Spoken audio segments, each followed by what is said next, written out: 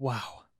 We're back. We're back. That's all we need to say. And let me remind people that we never left, okay? We're back now, but we never left. We didn't forget you. We just really wanted to ramp up and think about what we possibly could do to our best ability, and it's definitely a holiday episode of Currentcy. I'm joined today by my amazing colleague, business partner, best friend, the Dingo Claus. I'm Dingo Claus. Yeah. Do you know that because I was always a chubby kid? As a young kid, they always dressed me up as Santa Claus. Stop. It's the truth, man. Can we please find a photo? No, it's at home. Good. I have it. I'm gonna send it to Caleb so he has it. So everybody listening needs to go to the YouTube page to watch this episode But to it's see gonna the pop photo. up. But because I was that jolly kid, I always got every Christmas on second grade, third grade, fourth grade, fifth grade, sixth grade. Up until whenever, I still do it for the kids now. I dress up as Santa Claus on Christmas Day. Yeah. God bless that. I got stereotyped. Yeah. Well, I'm very excited to be back doing another episode of Currentcy. We have a big year for 2020 planned for this podcast, and we're going to top off 2019 with the holiday edition of the Currentcy podcast. What's going on over there on that screen of yours, Dingo? Your teleprompter, what's it saying to you? My teleprompter is saying that Steve Harvey's in trouble again. So yeah, I saw that. It was a couple years ago where he mispronounced the winner of Miss Universe. I remember and gave it to the wrong person. That was in 2015. That was 2015. Well, he's at it again. He's kind of made some jokes that went the wrong way about Mexico, Puerto Rico, and Colombia, and he just said some jokes that weren't. He shouldn't have said them. Yeah, he's riffing. One thing you can't do in 2019 is just start riffing on race and culture and all kinds of stuff. So while hosting the annual Miss Universe pageant Sunday in Atlanta, the actor and comedian made a few jokes about Colombia, Mexico, and Puerto Rico, and even mixed up the Asian countries, although the pageant took the blame. Harvey's main disaster happened in 2015. My whole thing on this is when I saw this come up, why is Steve Harvey hosting Miss Universe? Doesn't he have a kid show and he's on daytime TV? Understand. Yeah, it's weird seeing him up there giving away these grand prizes to these attractive women. I don't know what's going on with it or how he landed the gig. I mean, where did he? He's kind of the guy. He's become the guy. Yeah, it's he over the last 5-10 years, he's slowly become the guy. So he didn't mess up the name of the person again. This was different. No. He said some jokes, some jokes that didn't go over well. Right. On Puerto Rico. Yeah. Mexico. Yep. Colombia. Also mixed up some Asian countries. Yep. So he's not taking his job too serious. Yeah. I mean, there's a lot of Asian countries, right? I mean, it's there's easy a to lot. mix up. All I'm saying is, I had no idea he's still hosting it. He's still hosting it, and he hosts kids talk shows. Just stick to kids talk shows. I hear you. Be that guy. I'm with that. Be the family guy. The Miss Universe thing. Leave that for Donald Trump. He'll come back. Yeah, leave it for Donnie. He can't be president forever. Yeah, and when he's done, he wants to go back to Miss Universe. Yeah, I hope that's what happens with Donnie. Man, some sad news. Rapper Juice WRLD died at 21. It's kind of broken the internet and broken the music world again. This happens time and time again. Little Peep's documentary came out just a few weeks ago, and to remember that it's been 2 years since Little Peep passed, and so he was flying from Chicago to LA or LA to Chicago, something. I think he was going to Chicago, and the picture that I saw on TMZ was pretty gnarly of the amount of bags of drugs and different things. So what are we saying? The feds were waiting for him. He had security, or whoever was with him had firearms, illegal firearms, or whatever it is. So the feds were waiting for the plane to land. And they were waiting. They were waiting for the camp to land because they were going to arrest the people that had firearms. So therefore, that's when he took an excessive amount of drugs and died. And then it's been told that there was an excessive amount of marijuana on board the plane, a lot. Yep. I mean, there was a lot. And then he had a box of pills himself, and apparently he ate a box of Percocets because he was ready to get arrested and he didn't want it to happen. And I didn't know Percocets were still around. I didn't. I mean, that's not a world that I know. No, you know. So I mean, it's like he must have been. Do you think that Juice WRLD was trafficking? No, not at all. In his own way, like little ways, like carrying drugs from... Look, listen, I know people in that world. You know people in that world. They get on these private planes and they fly around and... But it's a lot. They move with whatever they want to do. Yeah, but that's unfortunately, that's the culture that they come from, and they do that. You know? Yeah, they get on a plane, they feel like they can carry... He wasn't moving. I don't think that he was moving. I just think that they live in a world where they feel like they're a little bit untouchable. Yeah, I mean, dude, when I was his age, 21, it's like from 19 to 25, it's like a whole different world. You're jumping off of skyscrapers, and you can't be touched really at that age. I remember. I mean, I still kind of feel that way. Yeah, or not. Yeah, you know, I mean, we're not. We're starting to look old. I'll jump off high things though. So I don't know, man. I feel really bad for Juice WRLD's family, people that he worked with, the industry in general. Like like you just know. Like I had a phone call that morning about it. I got the phone call at like, I don't know, 8:30 Sunday morning, and the person that called, I was like, "Is everything okay?" And he was like, "No, you know, like just." And then like broke the story down, and I was like, man, like it's gonna bum a lot of people out. He was a really loved kid. He was on his way to become a superstar. He already was a superstar, but you know, it's in this time too. It's unfortunate. You know, Juice WRLD will forever be a legend, but no more than what he is, or what he was. Yeah. You know, and he even rapped about it. I don't know the line specifically. I don't have it on my hand, but he rapped about, you know, the 27 Club, people dying at 27, and we're dying at 21. And unfortunately, he wrote it and died at 21. Yeah, crazy, man. Well, hopefully this doesn't continue to happen in the music community, and you know. I just don't want, like, I don't want people to, like, this one, definitely he didn't do it because he wanted to be cool or was trying to be a part of something. He did it because he got himself stuck in a situation, and just don't get yourself stuck in those situations, guys. Like, you know, like it's just a tough, it's a windy, dark road that leads into an even darker forest. So something that's been a little lighter. Canada Walmart's in a bit of trouble. What happened? So Canada Walmart dropped a sweater. You know, it's like everyone wears. It's like sweater time every time you go out now. Everyone wears it, and people do their bad sweater parties. Yeah, I mean, we have a lot of people at the office here today. I'm very thankful to be shooting this episode from the Gross Labs office. Behind us, we had a lot of Christmas sweaters yesterday rolling around the office. So Walmart created a Christmas sweater with Santa Claus on it, with a plate and a table in front of it with 3 white lines. Stop. So just stop. Walmart in Canada has had to publicly apologize for the sweater they made, but they made Walmart made a sweater that looked like Santa was doing cocaine. That Santa was up doing cocaine.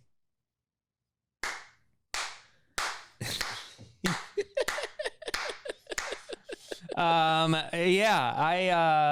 interesting. I'm probably not intentional unless whoever designed that sweater was up to no good, so to speak. So what do they do in that situation? They just pulled it off the shelves. Pulled off the shelf, but they had to publicly apologize. But like, question. I got many questions. But I have a question. Sir, over there. Yes, sir, over there in that red Santa hat. Thank you. Yeah. My question would be, the sweaters now, are they like exclusive? Like, are they trading them online for more money? They could, like the Christmas. Okay, let's see if we can find these Christmas cocaine sweaters. If I was Supreme, if I was Supreme right now, I would try and get every single one of those, right? And then sew a Supreme logo onto it, and then you sell it for lots of money, right? Supreme are going for thousands now. Supreme can do the bad Santa Christmas sweater. Yeah. Walmart cannot do the bad Santa. No. Much. They're like us. They work in education. Yeah. They give money to the education system. Yeah. The first person who can go find one of those sweaters, tag us, show us a picture of it. Big no-nos. That's a big corporate no-no. Somebody's not getting their Christmas bonus. Griswold. So I wanted to do like a recap on 2019 on like just all sorts of, I got a couple of different things we're going to riff on here.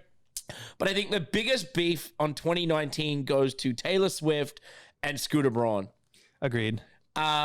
Just for the people that don't know, and we've been talking about this, but this time next year, Taylor Swift might sound a little different.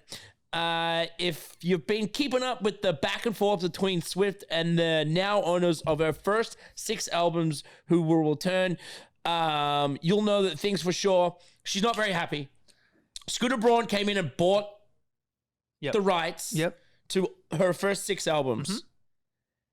Correct. Ithaca Holdings, which is Scooter Braun's main investment fund, basically went and acquired Big Machine for $300 million. Correct. And they'd been for sale for a long time. Universal reportedly was the ones to buy them, who is Taylor Swift's record label. Yep. So she would have been okay. She had the option to buy it or be a part of it. Yeah, I mean, I think now she's going back saying, I'm just going to re-record all my masters and just do them all over again. But there's been a lot of studies that show that redoing your old masters only creates more awareness around those old masters, even if you're putting new music, new songs out, that are different. So it's kind of chicken and the egg thing. I think Taylor is a bit of a drama queen. And at the end of the day, it's like, who cares who really owns you? I mean, you signed the record deal you signed when you were whatever age you were. All right, you're locked into that contract, right? Yep. Like, that's what you signed. No, we're going to go into some facts here.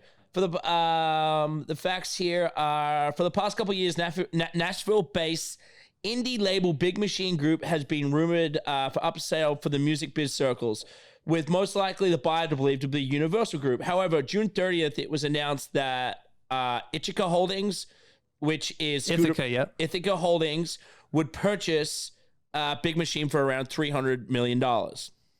The news came 7 months after Swift snubbed Big Machine by declining to ink a new recording contract with the company. Instead, she signed a direct label agreement with the Universal Music Group. Since Ithaca buyout, the Big Machine this summer, Swift has publicly railed against both Braun and the man who signed her to a 15-year-old Big Machine deal.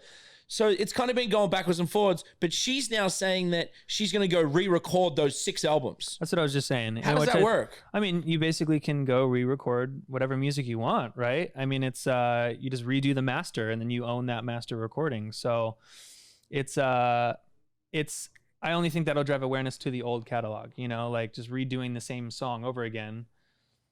I don't think that's going to happen, and I don't think that's a good idea. I think that's just a threat from Miss Taylor Swift. But listen, at the end of the day, I think it doesn't matter whether it's Universal or whether it's Ithaca that own that back catalog with Taylor. It's like it's about focus on the future. Focus on the future records you want to make. Ithaca isn't gonna control Taylor in a sense of what she can put out and what she's allowed to do in any sense. So I think it's just a bit of nonsense, to be honest.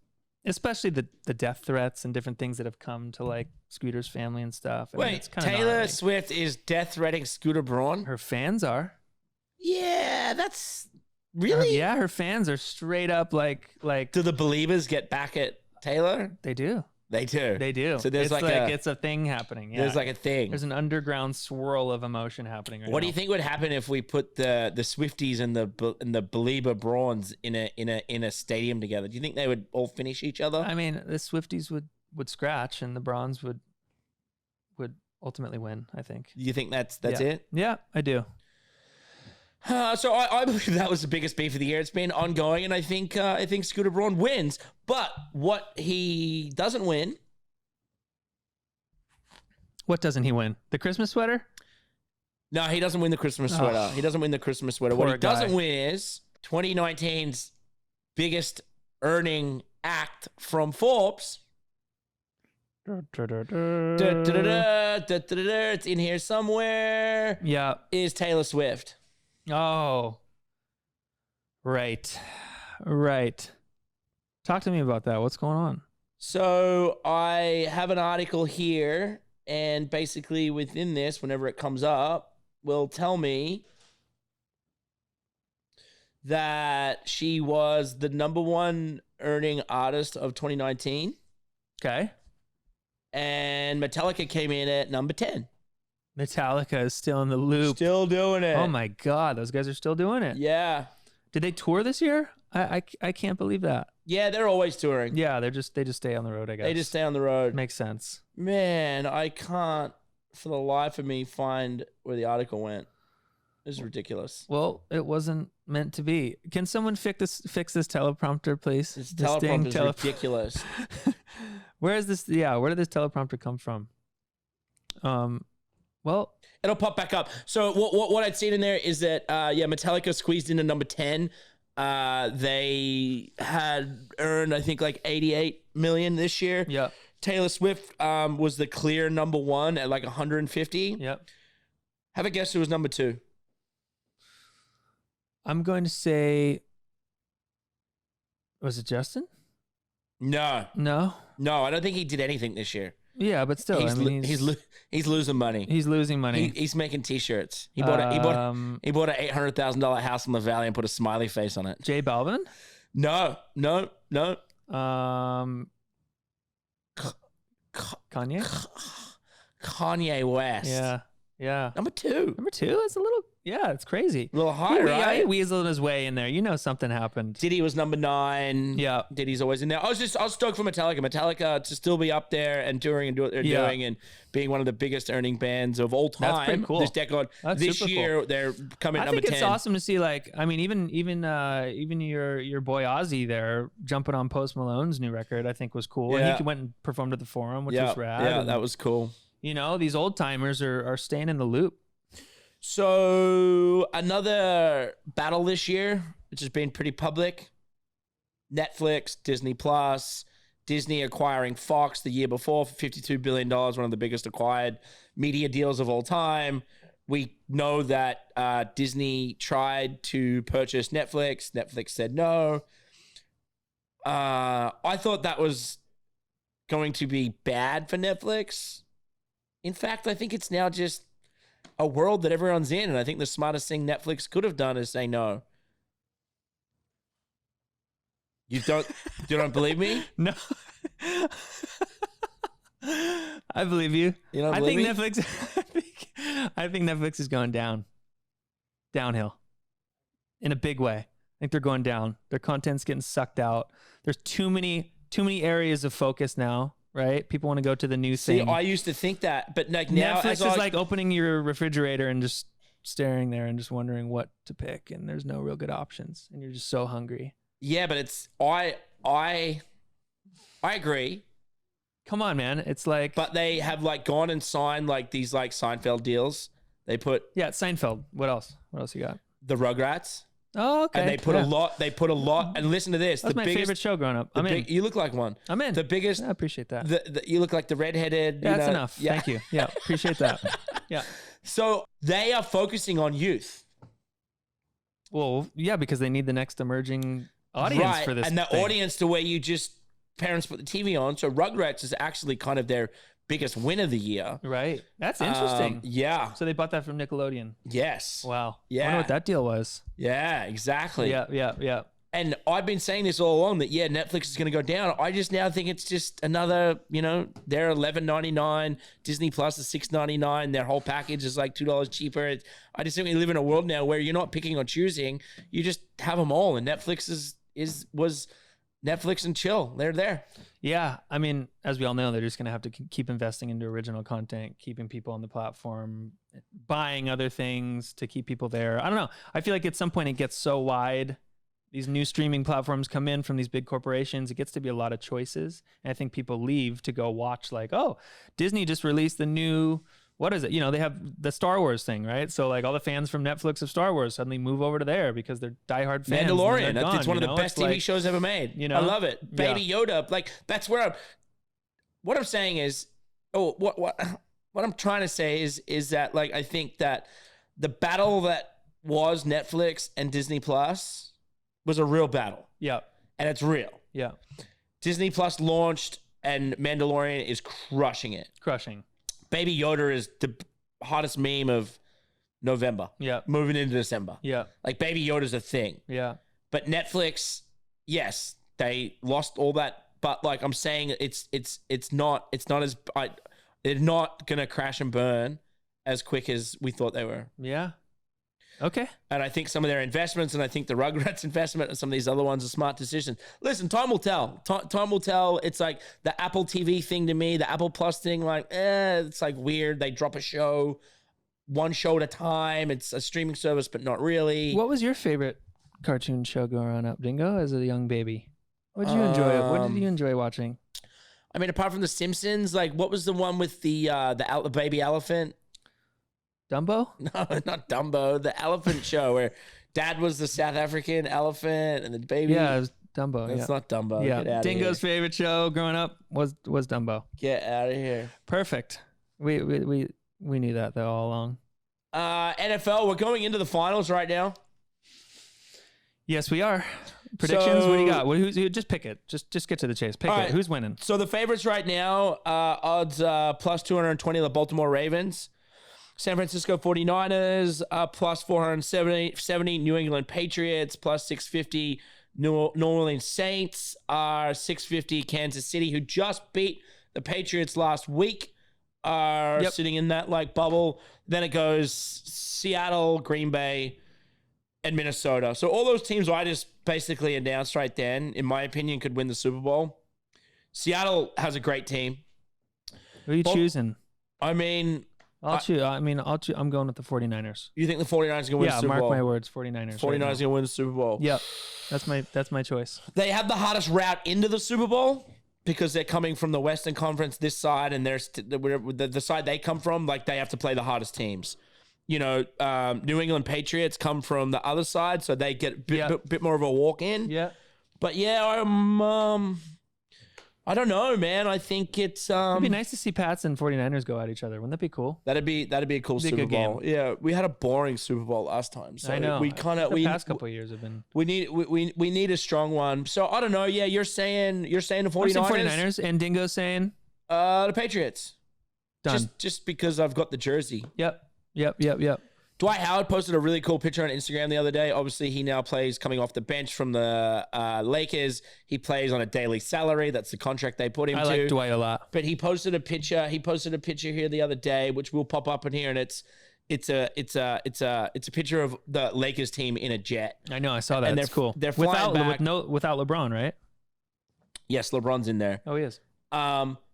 But basically, it just to me, it looks like a USA Dream Team. I agree. I like that. I like that analogy. They have people in there that have got rings. that chemistry. Yeah. They've got young, hungry people, Mm-hmm. and they have Anthony Davis. And they're now 23. yeah, right? I think 19 3, something 23, crazy, whatever it is. Yeah. But like, they look like a championship team. I agree with you. They 100%. have like Rondo. They Yeah. have people that have won rings many years ago. Yeah. They've got LeBron James, who is by far the best all-round basketball player in the league, and they got Anthony Davis, who's gone in there and just scoring monster numbers. he did 50 points in the game yesterday, I believe. I've never enjoyed watching Lakers basketball more than I have this year. Yeah. It's amazing to see what they're doing. Yeah, I mean, I wonder what this record's going to be by the end of the year. It's pretty incredible. Yeah, so I think whoever they like, listen, the Clippers have a great team. There are other great emerging teams right now, but right now, like that Lakers team, you look at it, you look at that picture, you look at who they are and like the team that they're building around them, and they just look like winners. They know the job they need to get done, and I think they're going to go get that job done. Like, I wouldn't want to face those guys. Yeah, I agree with you.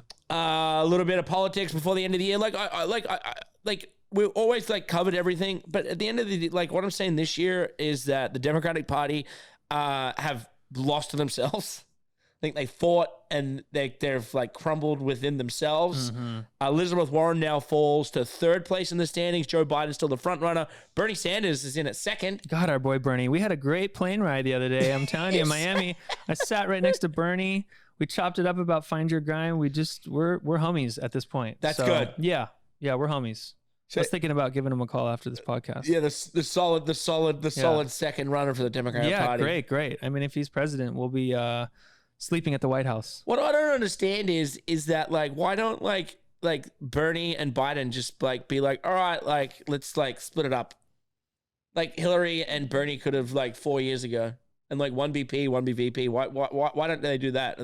Is it too much? No, I think it probably because it funnels. Like by the end of it, if there's a front runner, then that front runner would probably pick a VP that they like the most out of the Democratic Party. Yeah. So it probably ends up filtering out that way. I think that's how it happens in these stupid things, stupid debates. Yeah, anyway, I just on the year that 2019 that was like, you know, like we saw the Democrats like just beat each other up. Yeah.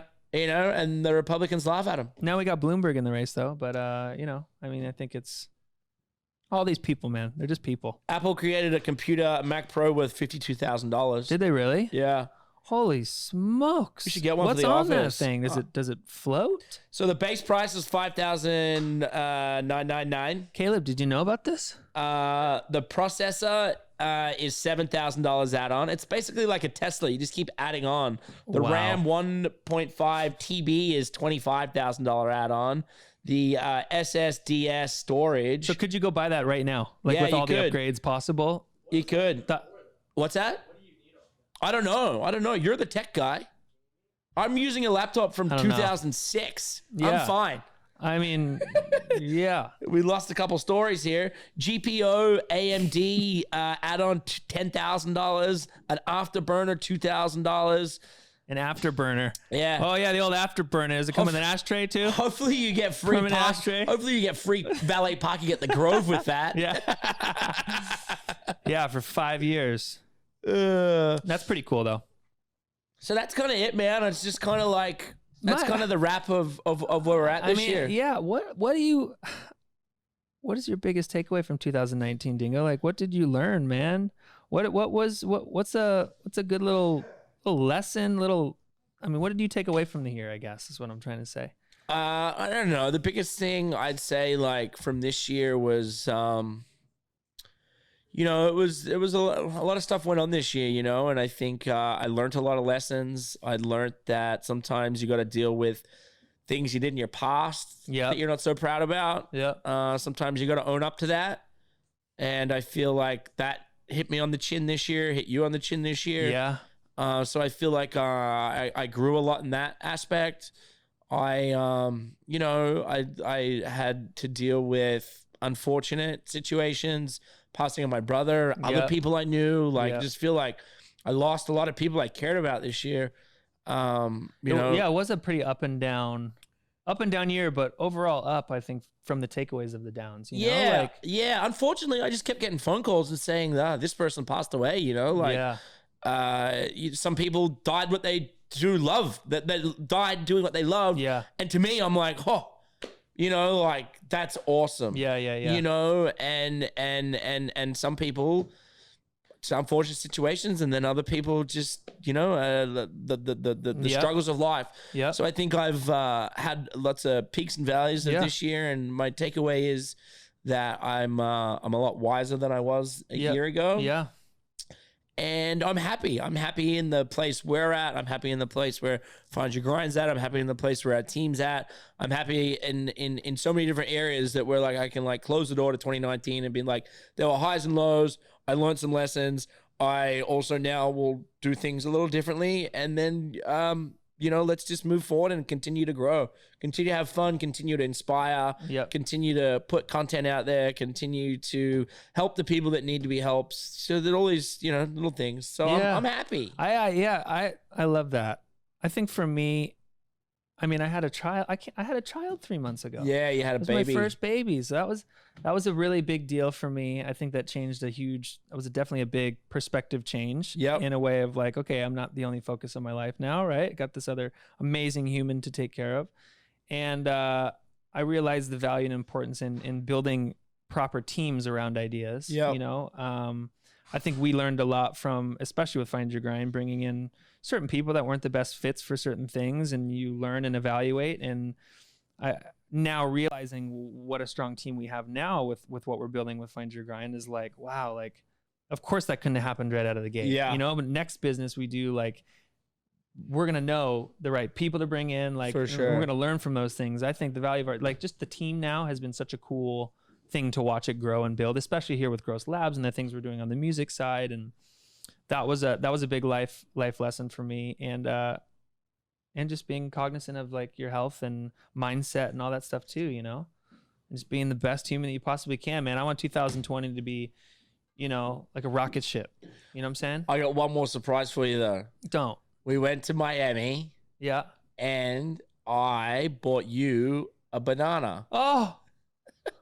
Oh my God, it's the banana off the wall. I bought you a banana. You bought the banana off the wall. Yeah, I bought the banana. All right, we have revealed on this podcast of Currentcy right now that we have the $120,000 banana in our office right now that we've purchased off the wall. Dingo, you ripped it off the wall, didn't you? I stole it. You ate one of them and then you took this one back in your I bag. stole the expensive one, and that's just And there's tape on it. There's tape on it from the tape. Ladies and gentlemen, we have the Art Basil banana in our office at Gross Labs office. Come get it. Come get it. Love you, man. Love you, buddy. Well, we'll be back in 2020 with an amazing more Currentcy episodes. Whoa. What do you There's got? things that I want to say real quick. Oh, no.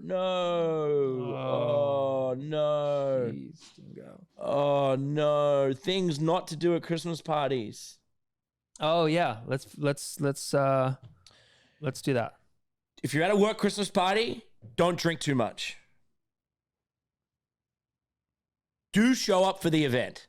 Don't just ghost your Christmas party. Don't dress up like you're going to a nightclub. That's number 4. Prepare your guests for an event. Don't skip the snacks. Eat the snacks. Right. Yep. Right. Avoid bad-mouthing your colleagues and boss. Makes sense. These are things not to do at the Christmas party. Okay. Keep your conversations on a positive note. Interesting. Okay. They're the top 10 things to do at your work Christmas party. I love that. At your home Christmas party, do the exact opposite. The exact opposite. Talk bad about your colleagues. Talk crap on your boss. Yeah, all of it. Drink a lot. Badmouth everyone. Yep. Throw the snacks on the ground. Yeah. Just got to know where your place is if you want a job in 2020. Makes sense. I will gladly do that. And thank you for that advice. You're welcome, I'm dude. sure our listeners need it. Yeah. You know? Yeah, you're welcome. On that note, thank you guys, and we'll see you in 2020. Good night.